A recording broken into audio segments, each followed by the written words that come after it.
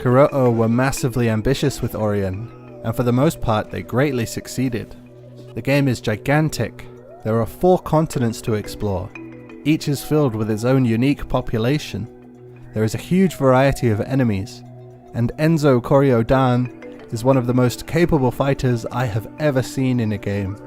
He has 63 special attacks, a handful of combos with a variety of finishers, and Aurion can be called into battle like a Marvel vs. Capcom assist to offer even more options within combat. Who's playing? Oh, this is, yeah, I can tell by the... There are characters who all have different perspectives on the main plot, animated fight scenes, a gear system, quests with choices. There are 160 Steam achievements. These alone are enough for me to be thoroughly impressed with Aurion, and I'll get into more detail later on, but there's an issue that I should really get out of the way before I go further. First and foremost, I really enjoyed this game. As a first-time effort from a studio that had to teach its staff to code, it's unbelievably good. The narrative is excellent, and the world feels alive. The combat is great, and I only managed to get it to crash once. I want to stress that I intend to encourage more development by Kuroto, and any other developer whose voice has not yet been heard within the video game space. Games offer a uniquely immersive experience that I think more groups should be able to utilize for their art. So what does Kuroto Games' art involve? Enzo Koryo-dan and his wife Aurion are traveling the world in order to learn more about themselves, as well as acquire additional strength so that they may return to their home and take it back from an invading force. This involves going to the 4 major continents and confronting the realities of each location. Strong reactions to the realities can cause an Aurionic awakening within Enzo, cementing a trait as a pillar for his overall character. Enzo's anger regarding the brutal injustice he encounters awakens one of these pillars, and as a result, Enzo gains new combat abilities based on this anger. Aurion is not initially sensitive to Aurion, but can inherit Enzo's abilities thanks to her suit. The pair travel to the leaders on each continent and attempt to gain their support for an attack against their invaders, but must complete some tasks for them in order to gain their trust. These involve traveling to other locations and combating insurgent forces, taking down slave trades, and infiltrating corrupt organizations to destroy them from within. Exploration and combat are the primary gameplay activities, although there are occasional puzzles and very minor platforming sections. Both primary activities are meaty enough to be entertaining for the length of the game, so the lack of gameplay types isn't a concern.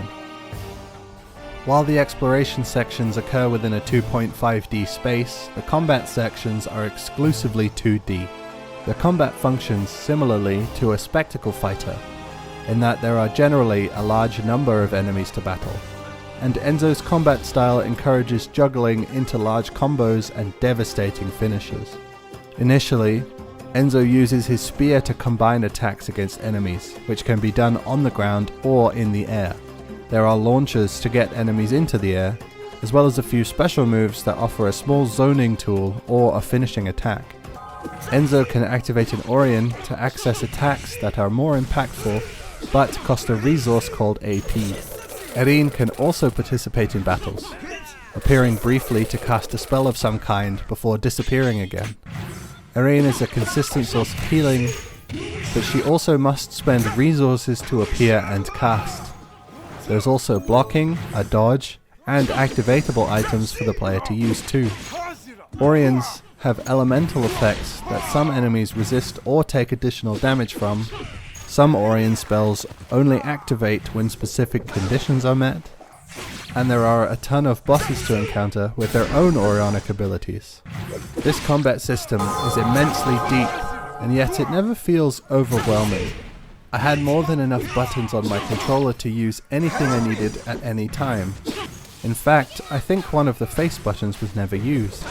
There are some issues with balance, mostly that the game is too easy, and being able to use items in hit stun doesn't help. And there are a few AI problems, but nothing severe.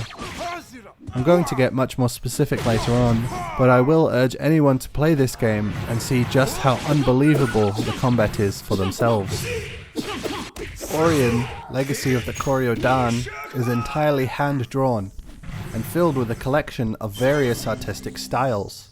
The characters primarily have a simplified realism style that mainly shifts between poses instead of having a high quantity of animated frames.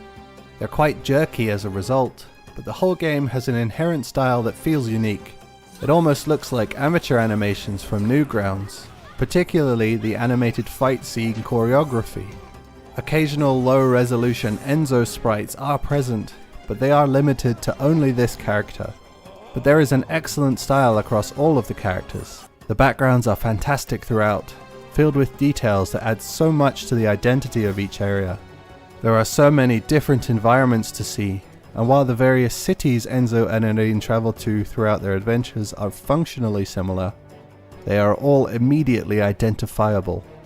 The quantity of backgrounds is astonishing,